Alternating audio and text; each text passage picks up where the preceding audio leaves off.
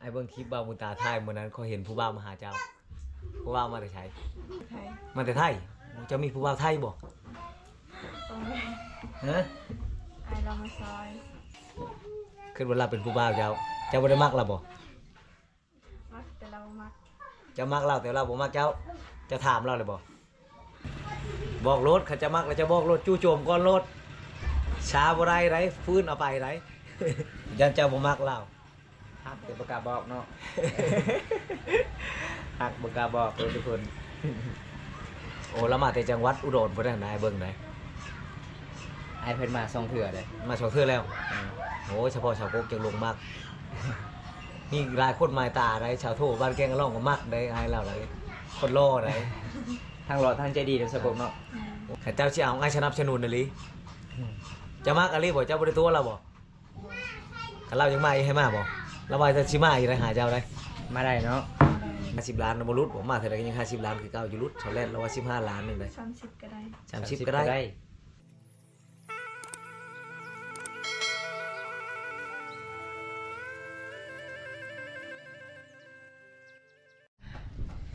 สบายดีสบาย สวัสดี เป็นอย่างนี้นะ ทำเส้น ตามสิ้น ดู เช่นชุมเผาอย่างฮะ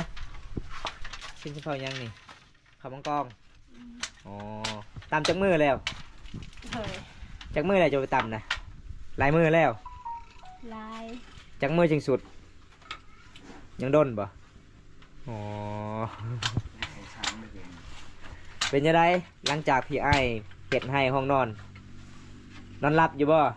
นอนหลับ สะดวกสบายอยู่เนาะ ส่วนตอนก่อนมีแต่จมมีแต่หนาวมีแต่ถึกฝนถึกแดด เอาพี่น้องเอ้ยมื้อนี้มาเยี่ยมมายามเพิ่นอยู่เฮือนอยู่ศาลพี่น้องเอ้ยเพิ่นกำลังตำสิ้นเด้สิเอาผัวแล้วเพิ่นว่า จะเอาผัวเลยว่าจะตำสิ้นนี่บ่ สิเอา สิเอา บ่มีคนมาก บ่มีคนมัก เลย มีคนมักก็เอาบ่อีหลีบ่น้อง อี จะบ่ตัวบ่อ๋อเอาเด้อทุกคนเอ้ยน้องว่าสิตำสิ้นก็คือสิเอาผัวถ้ามีคนมักก็เอาไปเลยสุบมาสิ้นเลยพี่น้อง ชิ้นชมพามังกรจะเป็นหน้าตาแบบนี้ทุกคนงามหลายเลยมันก็ชิ้นอย่างมันก็ชิ้นเหมือนทุกคนเพื่อจะได้ชิ้นนุ่งเขตชนบทบ้านเฮาอยากได้ชิ้นกับเป็นเรื่องง่ายๆเลยทุกคนเลยนี่แล้วสิเอาวันหน้าก่อนสิพาแล้วไปเอาบทสไปเจ้าอย่างเน้องสไปนี่นะ ดังไฟ ดังไฟเฮ็ดกินอย่างต้มน้ำไม้บะบังบัง ต้มน้ำไหม้บะบัง คันเว้าภาษาลาวเองเสียงเราดังขึ้นมาโลด เจ้าคือบ่ใช้ฟืนดวนใหญ่น่ะมันจังชุกไว้ฟืนน้อยๆเปลืองฟืนมันชุก บ่มีเตาไฟเนาะเพื่อนเจ้าเนาะเตามันก็สิพังมันสิขาดหมดแล้วทุกคนเลยมันแตกเบิดนี่บรรยากาศยามตอนตึงเที่ยงทุกคนตอนแรงๆย้ำแรงกันน้องๆสิพาบำตาไปอาบน้ำคือทางโน้นเลยทุกคนมันไกลทุกคนอาบน้ำห้วยพี่น้อง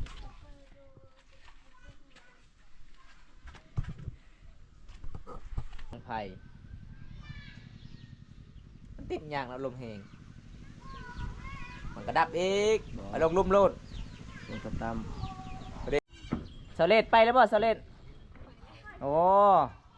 สเลดไปเลี้ยงแบะทุกคนเลยสาวลาวเขตนี้ก็ขยันทุกคนวิถีชีวิตเขตชนบท แดงมาวันนี้ เจ้าเฮ็ดในข้างหลังพุ่นน่ะพูนก็เห็นเจ้านึงเข้าบ่ ไหนวะ ฮะคือนึงมื้อคิดว่านึงเข้าเที่ยงเลยได้นี่11:00 นเลยอยากเที่ยงเลยทุกคน ดังแซงเลยจ้ะ เธอจวดส่งกันเปล่า on pak yeung pak apa cak ai cak dong mak ki cho lo pan mak papa an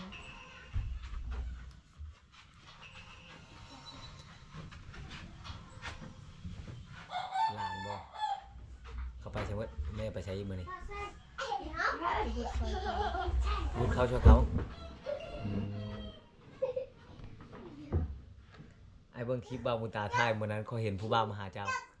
ผู้บ่าวมาแต่ไสมีผู้บ่าวนะมีนะผู้หนึงนะเราเอาเครื่องเอาหยังมาตอนเจ้าผู้บ่าวมาแต่ไส ma từ thầy มาแต่ไทยเจ้ามีผู้บ่าวไทยบ่ con แม่ ฮะ ไอเรามาซอย มาช่วยยาย มาใส่ให้เครื่อง เราเอาเครื่องมาให้เจ้าขึ้นวันเราเป็นผู้บ่าวเจ้าบ่ได้มักเราบ่ มักแต่เรามัก เจ้ามักเราแต่เราบ่มักเจ้าจะถามเราเลยบ่เจะได้บ่เฟซเรา ได้ เราเช็ดหาเจ้าอยู่บ่เจ้าคือบ่บอกเราเจ้าบอกเราบ่ว่าค่อยมักเจ้าฮะบอกรถเขาจะมักแล้วจะบอกรถจู่โจมก่อนรถช้าบ่ได้ไรฟื้นเอาไปไร ยันเจ้าบ่มักเรา ฮักแต่ประกล้าบอกเนาะ ฮักประกล้าบอกเลยทุกคน โอ้แล้วมาแต่จังหวัดอุดรพุ่นน่ะนายเบิ่งได้ ไอเพิ่นมาส่งเถื่อเลย มาสองเทื่อแล้ว โอ้เฉพาะชาวโกกจังลงมาก นี่รายคนหมายตาได้ชาวโทบ้านแกงกะล่องก็มักได้ไอ้เราได้คนล่อได้ ทางหล่อทางใจดีเด้อสกบเนาะ โอ้ชาวโกกก็บางงามๆหนึงชาวโกกนี่ก็ทั้งงามทั้งใจดีข้าเจ้าสิเอาไอ้สนับสนุนน่ะลิจะมักอะไรบ่เจ้าบ่ได้ตัวเราบ่คันเรายังมาอีกให้มาบ่เราว่าจะสิมาอีกได้หาเจ้าได้ มาได้เนาะยินดีต้อนรับเสมอ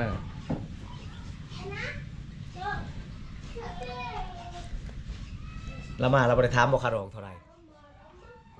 50 ล้าน เราบ่ได้ถามเจ้าบ่ มีแต่คอยได้ถาม50 ล้าน อย่าว่าอ้ายเพิ่นถามต่างหากอีก บอก รุดบ่50 ล้านนะบ่รุดบ่มาเท่าใดก็ยัง50 ล้านคือเก่าอยู่รุดชาวแลนเราว่า15 ล้านนึงได้ 30ก็ได้ 30ก็ได้ ขายเพิ่นมักบ่ ติดหนี้เอาพร้อมได้คันยังบ่พร้อม แต่ว่าใจพร้อมแต่ว่าเงินยังบ่พร้อมเนี่ยติดหนี้เอาก่อนได้บ่ ได้ ได้เนาะใจดีขนาดเนาะมีแต่คนงามคนใจดีอยู่แถวนี้ติดหนี้ได้เบิด อ้าวหมู่ของเราสาวดอนนี่เขาแต่นี่เด้เขาดอก เออ เขาดอง เขาจ่ายแล้วบ่ตอนนี้เนาะ จ่าย10 ล้านจ่าย15 ล้าน ชาวโคกว่าติดหนี้ได้ถ้ารอลุ้นเหมือนกันคันว่าคันบ่ชมบางกับเบาไทยนี่เฮาแลเป็นผู้เอาชาวโคกนี่ เจ้าสิเอาบ่ เอาเลย อ๋อเรียกว่า มาเฮือนเสากกมื้อนี้ทุกคนเลยน้องกะสิมังอึพี่น้องมังอึแซ่บๆเลยทุกคนก็เจ้ามาที่ไห้ที่สวนเห็นบ่ช่วงนี้ก็เขาเจ้าฮูดข้าวหาสำเร็จก็คือเอามังอึมาเฮือนมาสานน้องบ่มีน้ำตาลสิใส่ทุกคนเลยเห็นบ่น้องกะสินึ่งนี่เลยทุกคนเลยอ้ายเพิ่นมาเยี่ยมมายามสาวลาวหลายๆคนก็จะดีหลายพี่น้องเลย เนี่ยชาวโคกนี่คือตัวเราจะบ่ได้ตัวบ่ชาวโคกเว้าได้ไอ้เป็นตัวแทนเราได้เดี๋ยวนี้นะไอ้เป็นตัวแทนหนุ่มอุดรได้สิถามให้ได้ถามเพื่อได้เดี๋ยวนี้จะมักอีหลีบ่มานี่บ่จักชีเวลาได้มาบัดนี้สิเอาผู้ใหญ่มาขอเลยได้ ลง มักอีหลีบ่มันมักนี่สิเอาบอกเราเอาผู้ใหญ่มาขอได้เป็นตัวแทนเราได้เดี๋ยวนี้เขาอายเราว่าโอ้เขาบ่เอาแล้วเลยเคยแต่โอ้ยนี่นะสิเอา จะมากบ่เบาแก้วเนี่ยถ้าเรามากเราไม่มีนะบ่เอาเนาะ แม่ บ่าวตายังบ่มีจะเอา เอาเมียชองไอ้ยังได้เมียสองคน แต่ว่าไอ้บ่ญาติดอกไอ้เห็นแล้วเจะมีผู้บ่าวนะคนในใจเจ้ามีแล้ว บุ้ง บ่าวทางใด ผู้บ่าวอุดรแล้วเรามักเลย เอาหยาบ่ได้เนาะ ขันเจ้าตัวล่ะนึกว่าพิษกันกับไอ้หน่อยได้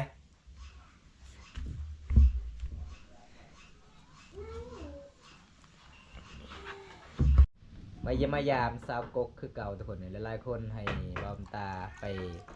ถ่ายคลิปน้องเฮ็ดหยังแน่อยู่เฮือนอยู่ศาลมื้อนี้น้องก็อยู่เฮือนอยู่ศาลทุกคนเลยน้องก็หากันแล้วฮู้เข้าให้ทุกคนหากันแล้วพักเวียกพักงาน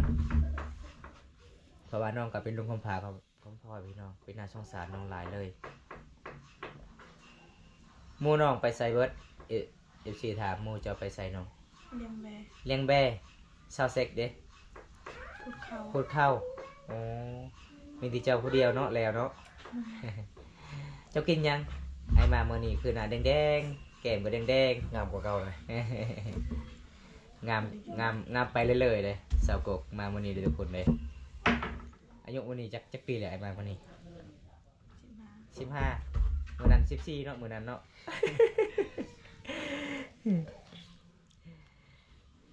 น่าฮักแม่น่าฮักเด้อสาวกกน่าฮักหลายเด้อทุกคนเลยมาบ่ได้น้องก็บ่ขี้คุยพี่น้องเอ้ย กาพอได้อยากมาเยี่ยมมายามน้องกะมาเยี่ยมมายามใดน้องกะยินดีต้อนรับเสมอเกินสายบ้านช่องน้องประมาณสำนี้ได้อยู่ทางคุณน้องกะสีหุงมามากินทุกคนเลย นึ่งเหิน นึ่งบ่ เออ เออนึ่งมานะบ่มีน้ำตาลบ่ อืม นึ่งแบบธรรมศาสตร์เลยเบิ่งยังภาษาบ้านเจริญ ก็ได้ กระเดยยังกระเดยดิ แล้วก็เดินต่อ เดินเจ้าแล้วก็เดินแล้ว เดินตาก ระเดยตามาเทียบด้วยลำไหมครับเอซีถามมาจะไปประเทศไทยบ่ อยากไป อยากไปเนาะอยากมีเพลงคนไทยเนาะเอาเพลงคนไทยนี่คนฮักฮักเขาเพลงเนาะ ใจดี จะว่าเป็นภาษาไทยว่ามึงดูจากชงค ภาษาไทยแปลว่าฉันรักเธอไปไว้ยัง ำเนาะ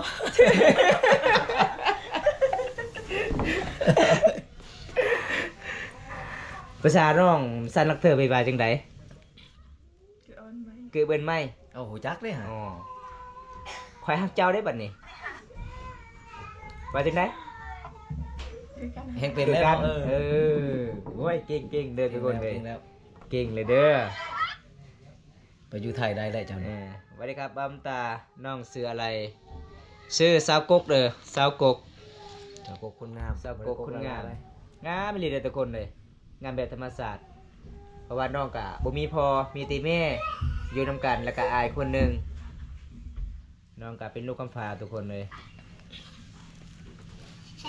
เห็นแล้วก็สงสารน้องหลาย เอาอยู่ใส่เสื้อที่อายเพิ่นซื้อมาเมื่อนั้นเสื้อครูเจ้าคือบ่นุ่งไม่นน้องขายเลยบ่ให้ผู้บ่าว ไพ่ชื่อมานะ นึ่งแล้ว บอก นุ่งแล้ว โอ้ตาไพ่ชื่อมานะ ผู้บ่าวไทย โอ้ชื่อคู่ผู้ให้นะ เสื้อครู โอ้อิจฉาเด้เขาชื่อเด้ อิจฉาคนมีคู่เด้ งาม มันนี่ ปะ เด้ งามบ่เสื้ออายเพิ่นซื้อให้ แม่น ดีใจบ่ โมเมนต์เจ้าทิมเลยบ่น่ะว่าข้างในได้ไอเป็นตัวเทศแล้วได้ว่ามื้อนี้น่ะมันเจ้าทิมบ่เจ้าเคยใช้บ่ อีกบ่โดนอายเพิ่นสิมาได้บุญเพื่ออายเพิ่นสิมา บ่ท่านได้เห็นชี้ยังชาวโกกชี้ยังอาอยากเบิ่งแล้วบ่ท่านได้เห็น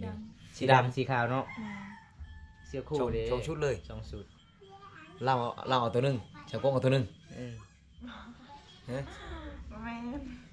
โอ้ยยังบ่ให้ชื่อคู่นั่น โอ้ย ก็เสื้อ คือว่าอายเพิ่นใช้ตัวหนึงชาวโกกใช้ตัวหนึง ก็เวลาอายเพิ่นมาก็อายเพิ่นก็นุ่งได้ โอ้ชื่อมาป้าไว้นี่ เออ หมายไว้แล้วผมว่านี่ เอ เนาะ อ เต็มใจแห้งมันบ่ปลื้มแห้ง สาวกกอายก็ถามไปเด้อสมมุติว่าอายเพิ่นมายามบุญชมเฮือนี่ถ้าอายเพิ่นพาเจ้าไปเที่ยวอยู่ในเมืองน้องไปบ่ไปบุญชมเฮือ เพิ่นกับหมู่ไป คันกับหมู่ไป อืม คันกับข่อยเด้อจะบ่ไป จะบ่เชื่อใจข่อยเลย บ่ไปคนเดียว เออ ต้องไปกับหมู่แล้วเนาะใครสิไปคนเดียว ไปเนาะไปเที่ยวรับชมบุญชมเฮือเคยเบิ่งบ่บุญชมเฮือบ้านเฮา เคย เคยไปอยู่เนาะบอมตาบ่เคยเห็นเลยได้ เราไปนำผู้บ่าวตอนนั้นเรามีผู้บ่าว แม่น ไป บ่ ดอน ไปนำสาวดอน แม่น ไปสองคนอ๋อคันถ้าไอ้เพื่อนพาไปก็คือพาสาวเล็กไปนํเนาะเอาไก่สิฮอดสงเหือเลยทุกคนเลย ถ้าจะได้ไปนำนี่ขี้ไปสามคนบ่ได้ต้องมีคู่ เอาไอ้ไปนำ เอาไอ้มือตาไปนำเฉยเลย บ่ไอ้มีเมียเนาะสกงเนาะ มีบอกเกี่ยว หาให้ FC นี่ละ FC ได้มากกะสิพาไปเที่ยว เอา เอาเด้อน้องกกเอาเด้อหัวใจเบาไทยสบายดีทุกคนสบายดีครับพี่ซาน เป็นวัด วันนี้มาเล่นมาแอนอยู่เฮือนสาวกกดนแหละว่าได้ไปเยี่ยมไปยามสาวกกหลังจากไปกับไอเพิ่นจากจังหวัดอุดรแล้วก็มื้อนี้ก็จัดให้ตามคำขอ FC หลายๆคนให้บ่าวน้ำตาไปเยี่ยมไปยามน้อง หลังจากมาเยี่ยมไปยามน้องประมาณ10 นาทีก็สิเดินทางต่อทุกคนเลยไปหมู่บ้านละปีดเดินทางไปไกลมื้อนี้เพราะว่าช่วงนี้ก็ช่วงหน้าฝนก็เลยเดินทางมันก็สิลำบากแน่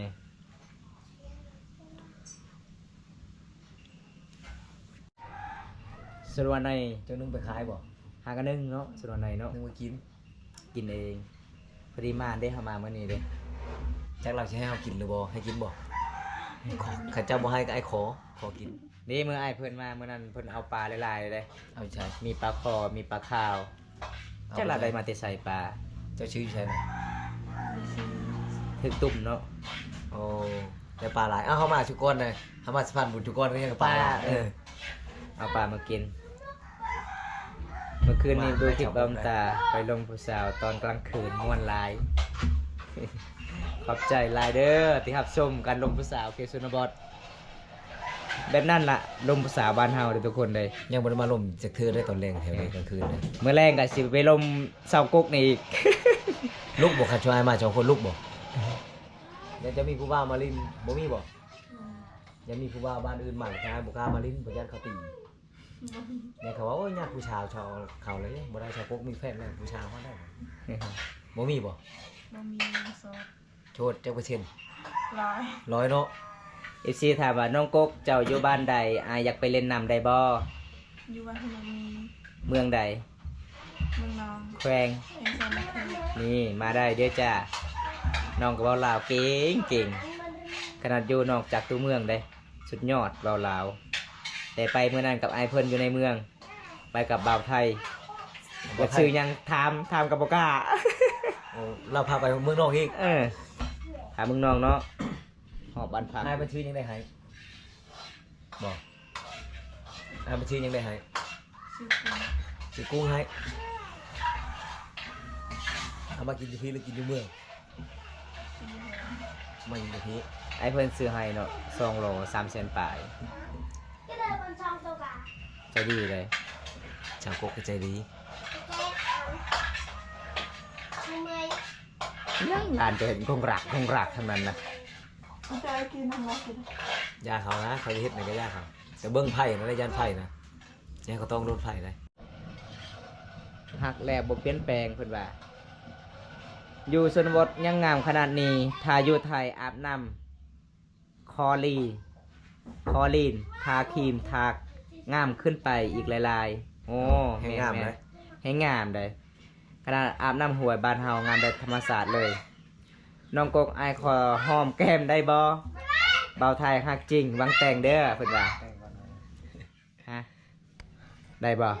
ได้ ได้เด้อเอามา แต่ต้องมาแต่งก่อนเนาะ หลานจะเบาหยังฮะเก้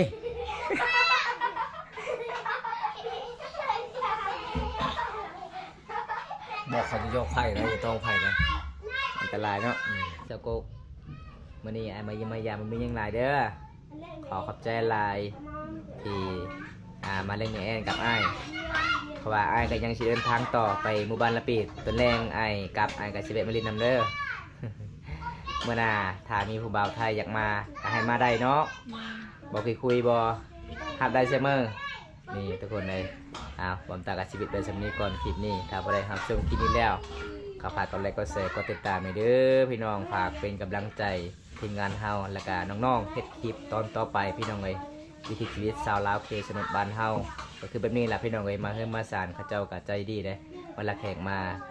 เยี่ยมก็คือน้องก็ต้อนรับเอาผ้าข้าวย่อผ้าข้าวให้กินทุกคนเลยคลิปนี้จะเป็นเท่านี้ก่อนคลิปหน้าพบกันใหม่ขอกล่าวคำว่าสบายดีบันส่วนบ๊ายบาย